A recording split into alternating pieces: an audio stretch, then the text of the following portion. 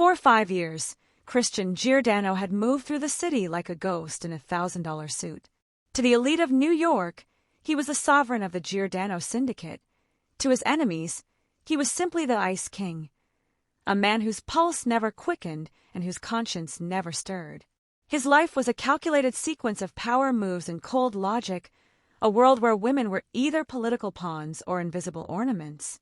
People whispered that his heart had been buried in the same mahogany casket as his father, leaving behind only a shell of muscle, silk, and the intricate black ink that crawled up his neck like a warning. Welcome to Favy Love Stories. Like and hit the subscribe button now, because there are many more stories like this coming your way. Tune in for more danger, desire, and unforgettable tales. Now let's begin.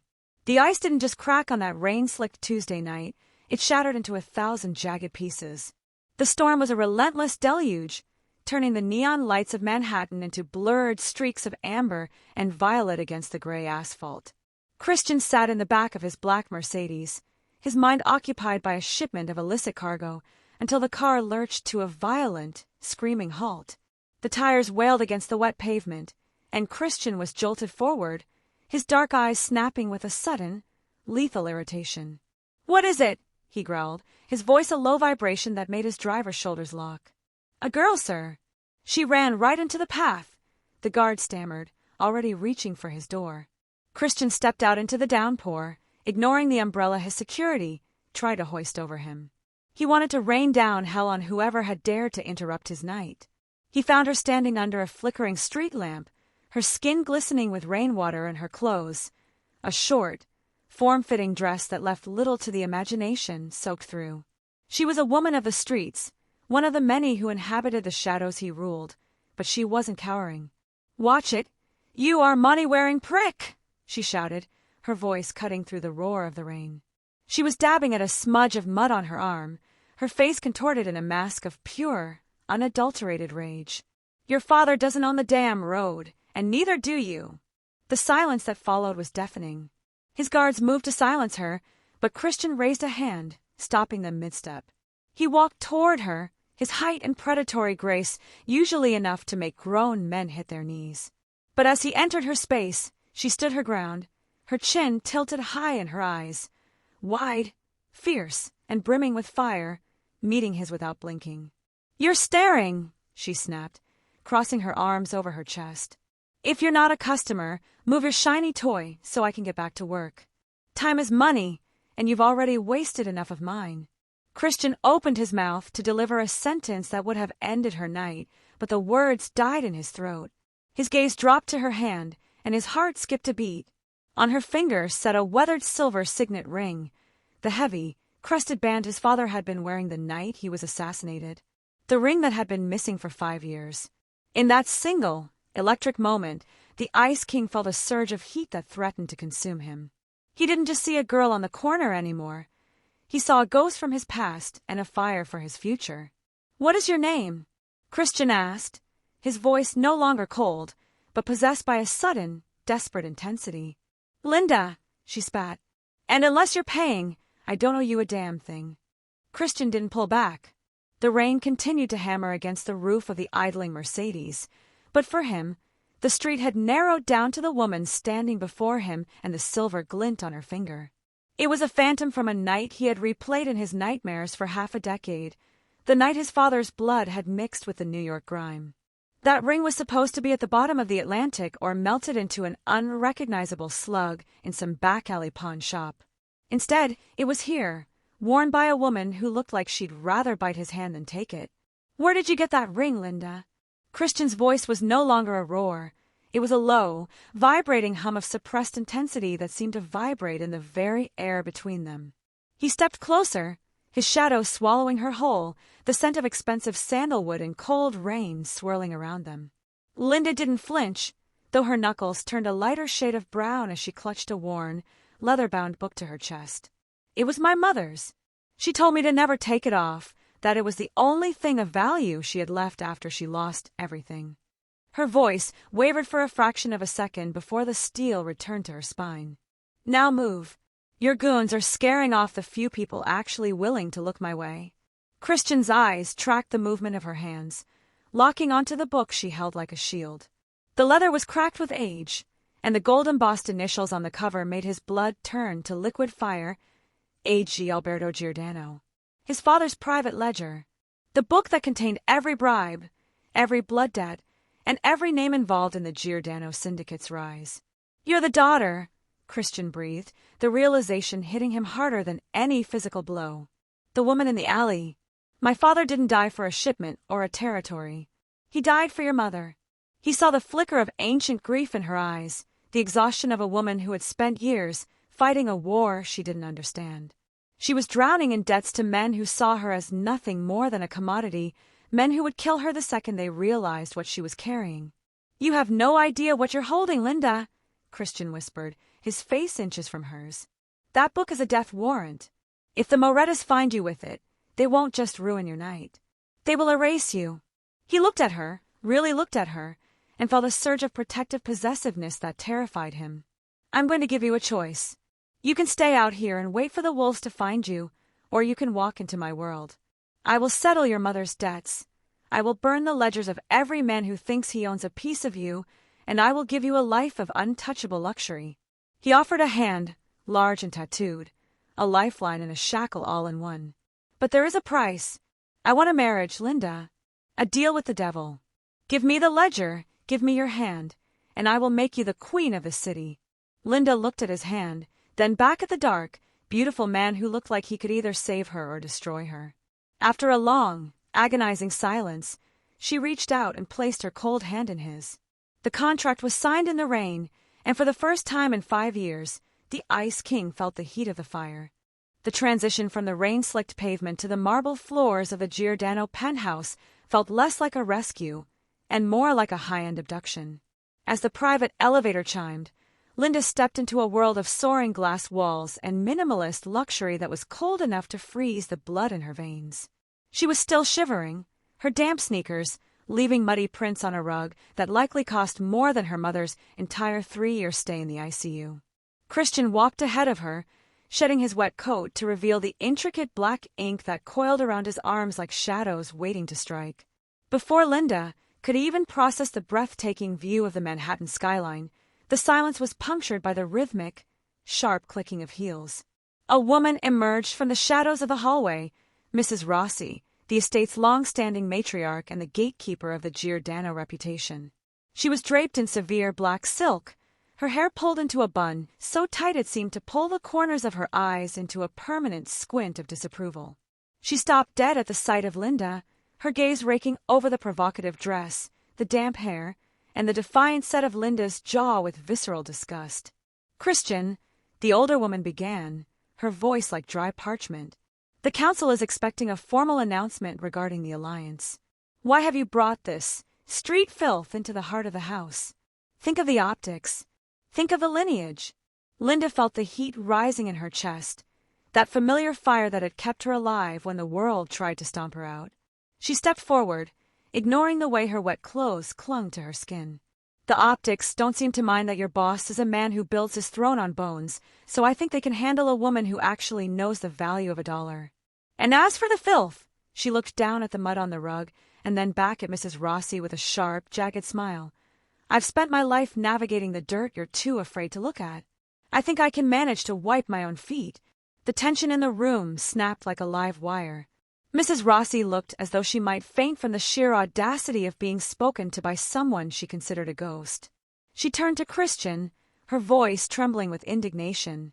"She is a liability, a commoner who doesn't know the protocols or the history of this family." Christian finally turned, his dark eyes locking onto Mrs. Rossi with a terrifying, flat stare that silenced the room. He walked over to Linda, his presence large and suffocatingly warm, and placed a heavy, possessive hand on the small of her back. "She doesn't need to know the history, Rossi. She is the new history. From this moment on, Linda is the only law in this house. You will address her as you address me, or you will find yourself back on the streets she just left. Do I make myself clear?" As the older woman retreated with a hissed breath of resentment, Linda tried to pull away from Christian's touch, but he held her firm.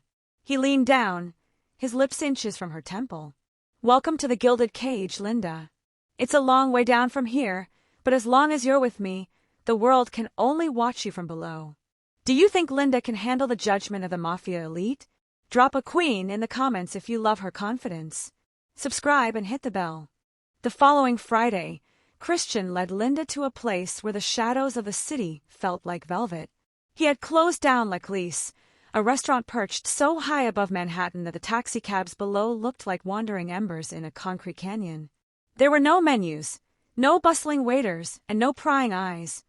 Only a single table set in the center of a glass-walled room, lit by the flickering ghost light of white candles that cast long, dancing shadows against the floor. Linda sat across from him, transformed. The provocative street dress and defensive posture were gone, replaced by a slip of emerald silk that Christian had left on her bed. The fabric shimmered against her skin like liquid jewel, and for the first time, the defiance in her eyes was tempered by a shimmering realization of her own power. Christian watched her with a hunger that had nothing to do with the vintage wine or the five-course meal. He sat perfectly still, his tattooed hands resting on the white linen, his dark eyes tracing the curve of her collarbone as if he were memorizing a map of a territory he intended to conquer. "You're staring again," Linda whispered, her voice cutting through the soft jazz playing in the background. She took a slow sip of the wine, her eyes never leaving his. Is the Ice King melting, or is he just wondering if the street filth knows which fork to use? Christian leaned forward, the candlelight catching the sharp, dangerous lines of his jaw. "I stopped wondering about your pedigree the moment I saw you in the rain, Linda. Now, I'm just calculating the risk." He paused, his gaze dropping to her lips before returning to her eyes with a heavy intensity.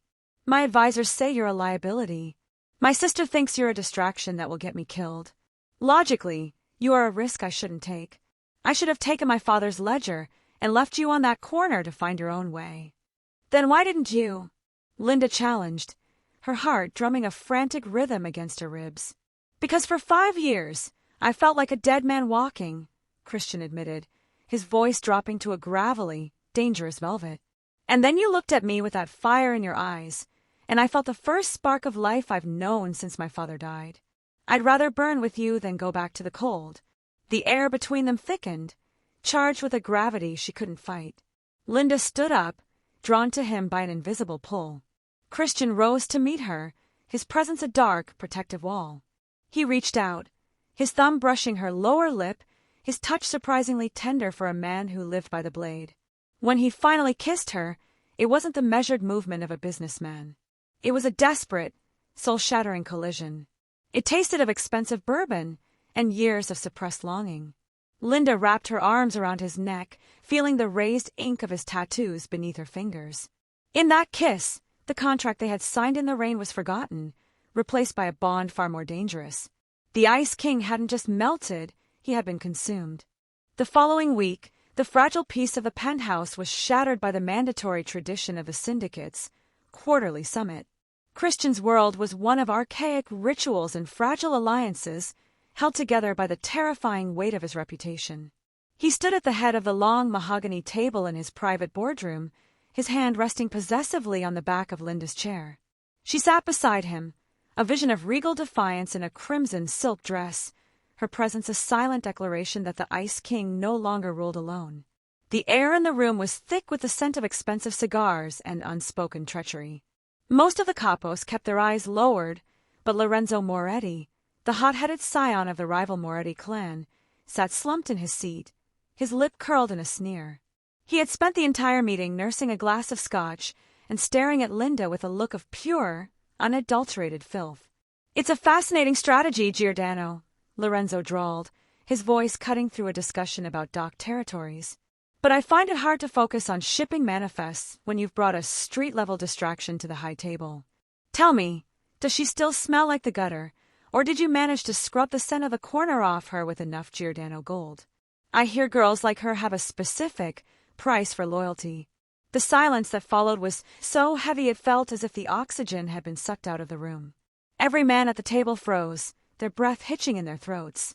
Linda didn't flinch. She simply leveled a cool, pitying stare at Lorenzo, but the air around Christian seemed to drop 20 degrees. Christian didn't yell. He didn't even move fast. He walked behind Lorenzo with a predatory, measured gait that was far more terrifying than an outburst. He leaned down, his face inches from the side of the younger man's head. With a sudden, violent blur of motion, Christian gripped Lorenzo's hair and slammed his face into the polished wood of the table. Before the guards could react, Christian's silver-plated pocket knife was out, the tip pressed with surgical precision against the soft flesh just beneath Lorenzo's ear. "You have mistaken my patience for weakness," Christian whispered, his voice a low, guttural vibration that chilled the room. "She is my wife. She is the crown of the Syndicate. If you breathe her name with anything less than worship in your voice again, I won't just kill you. I will personally remove your organs one by one while you are still awake to watch me do it. I will empty you out and leave your husk for the crows in the harbor. Do you understand?" Lorenzo's eyes were wide, darting toward his own men, but they sat paralyzed. Christian pressed the blade a fraction deeper, a single bead of blood blooming against the silver steel. "Answer me!" I understand," Lorenzo choked out. Christian released him with a flick of his wrist, as if discarding trash. He returned to Linda's side, his hand seeking hers under the table, his fingers lacing with hers in a tight, desperate grip. "Christian is protective. Do you think Lorenzo got off easy, or is he going to come back for revenge? Drop a comment in the comments if you love a man who defends his woman's honor. Don't forget to subscribe and hit the bell." The aftermath of the summit left a chilling silence in the penthouse, but it was a silence soon broken by the sharp, rhythmic clicking of heels that Christian knew all too well. His younger sister, Hannah, didn't bother knocking. She swept into the private study like a whirlwind, her silk robe billowing behind her, her eyes fixed on Christian as he stood by the floor-to-ceiling window, staring out at the city he supposedly ruled. "You've lost your mind, Christian," Hannah said, her voice dropping the usual playful lilt for a tone of deadly seriousness. "The streets are talking. The capos are talking. Even the cleaners are whispering about how the Ice King nearly gutted a Moretti heir for a comment about a girl." Christian didn't turn around. He watched the reflection of his sister in the glass, his jaw tight. "He disrespected my wife. There is no negotiation for that." "Wife!" Hannah laughed, though there was no humor in it. She walked up to him, grabbing his arm and forcing him to look at her. 6 weeks ago, she was a ghost on the corner. Now, you're acting like a simp for a woman who doesn't even know how to navigate a formal dinner without offending the old guard. You aren't protecting her, Christian. You're painting a giant red target on her back and yours. Christian's eyes darkened, the ink on his neck seeming to pulse with his rising temper. "I am the head of the Syndicate. I don't take orders from my board, and I certainly don't take them from my sister." "Then take them from a realist," Hannah snapped, her voice rising. "Every time you look at her, your guard drops. Every time you touch her hand under the table, the Morettis see a nerve they can pinch. You've spent 5 years being untouchable because you loved nothing. Now, you love her more than the crown, and the whole world knows it. They don't see a romantic hero, Christian. They see a weak man who can be manipulated through his heart. They will use her to break you, and when you're on your knees, they'll take everything."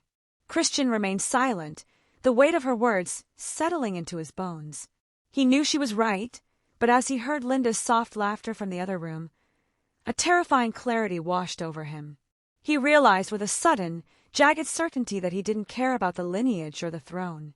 He didn't care if the crown slipped from his head as long as she was safe within his reach.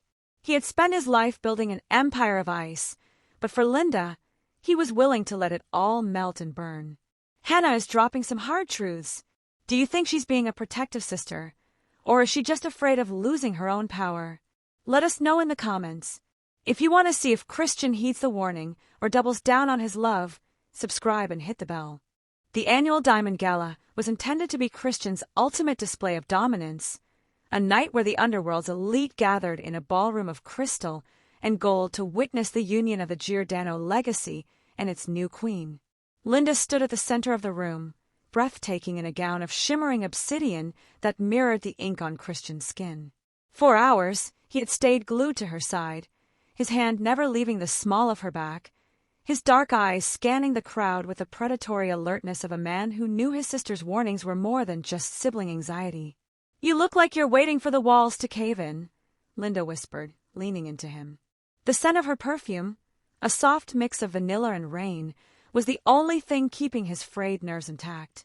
I'm waiting for them to try, Christian murmured, his voice a low vibration against her ear. He took a sip of scotch, his gaze landing on the empty seat where Lorenzo Moretti should have been.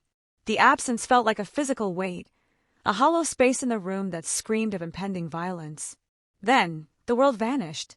A sharp, metallic pop echoed from the basement, and the blinding brilliance of the chandeliers was swallowed by a sudden, absolute darkness. The music died mid-note, replaced by a deafening silence that lasted only a heartbeat before the screams began. Christian's reaction was instantaneous. He reached for Linda, his fingers brushing the silk of her dress, but a sudden surge of panicked socialites shoved between them. "Linda!" he roared, his voice cutting through the chaos like a blade. He moved through the dark with the instinct of a man born in it, shoving aside anyone in his path. He reached the spot where she had stood seconds before, but his hands met only cold air. A few feet away, he heard the muffled sound of a struggle, a scuff of heels against marble and a sharp, stifled gasp. Christian drew his weapon, the silver steel catching a stray glint of moonlight from the high windows. He lunged toward the sound, but he was met with the hissing spray of a fire extinguisher, blinding him with a cloud of white chemicals. Through the haze, he caught a fleeting glimpse of two shadows dragging a limp form toward the service exit. The sweet, cloying scent of chloroform hung heavy in the air, a chemical ghost that mocked his failure. By the time the emergency lights flickered to life with a sickly red glow, the ballroom was a wreck of overturned tables and weeping guests. Christian stood alone in the center of the floor, his face a mask of such terrifying, quiet fury that even his own guards dared not approach. On the floor, at the exact spot where he had lost her, lay her broken necklace, the gold chain snapped, the pendant lying like a drop of blood on the white marble. The Ice King was gone. In his place stood a monster who no longer cared about rules, alliances, or the crown. They had taken his light, and now he was going to make sure the entire city burned in the dark. The nightmare has come true. Christian's greatest fear just became his reality. Do you think he can get to Linda before it's too late? Drop a "save her" in the comments if you're rooting for Christian. Hit that subscribe button and turn on notifications. You do not want to miss the carnage. The 6 hours following the gala were the bloodiest in the history of the Giordano Syndicate. Christian didn't waste time with negotiations or phone calls. He moved with a terrifying, silent efficiency, stripping off his tuxedo and donning a tactical vest that hugged his inked frame. He looked less like a businessman and more like a god of war, his eyes devoid of anything but a singular, lethal intent. He didn't want a ransom, he wanted a body count. By 3 a.m., his team arrived at a derelict shipyard warehouse on the edge of the Hudson, a skeletal structure that smelled of salt, rust, and impending death. Christian didn't wait for a breach command. He led the charge, moving through the structure with clinical precision. Every pull of his trigger was a calculated statement. He moved through the Moretti foot soldiers like a ghost, his suppressed weapon coughing softly as he cleared room after room. There was no hesitation, no mercy, only the cold, mechanical erasure of anyone standing between him and his wife. He found her in a back office, tied to a rusted chair, the remnants of the chloroform still making her head loll. Lorenzo Moretti stood over her, a jagged blade in his hand, his face twisted with the desperate bravado of a man who knew he was already dead. "One more step, Giordano and I'll." Lorenzo never finished the sentence. Christian didn't wait for the cliché threat. He fired a single shot that shattered Lorenzo's kneecap, dropping him to the floor in a heap of agonizing screams. Christian didn't even look at the fallen man as he crossed the room. He holstered his weapon and fell to his knees in front of Linda, his hands, usually so steady, trembling as he sliced through her zip ties. "Linda!" he breathed, his voice breaking for the first time.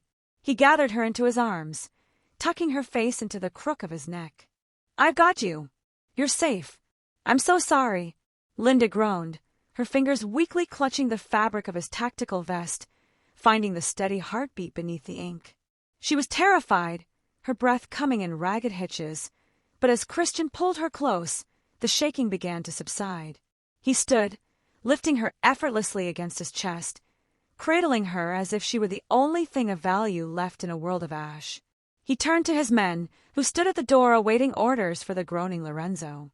Christian's gaze was as cold as the winter Atlantic. "Leave him.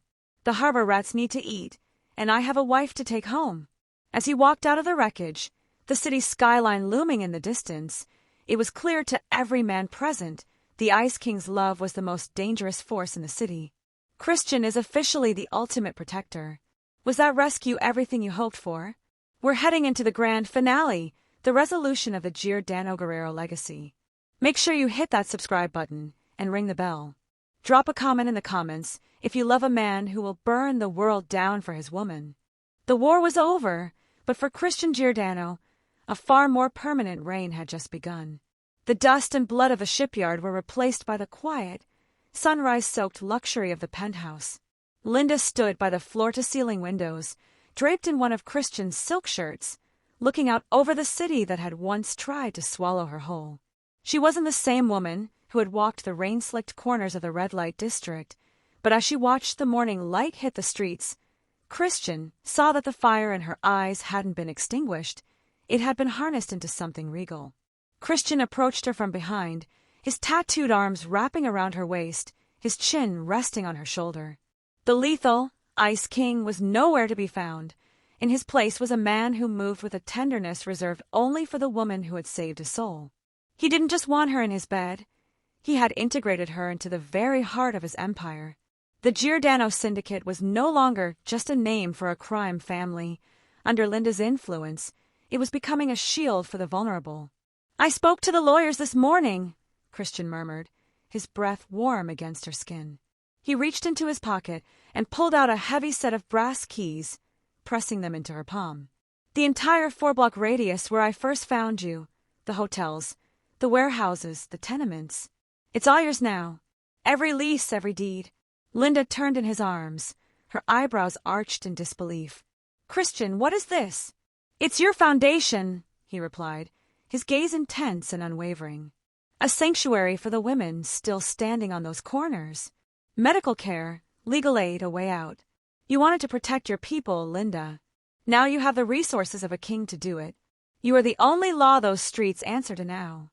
Linda reached up, her fingers tracing the ink on his neck, the same marks that used to signify death but now represented her protection.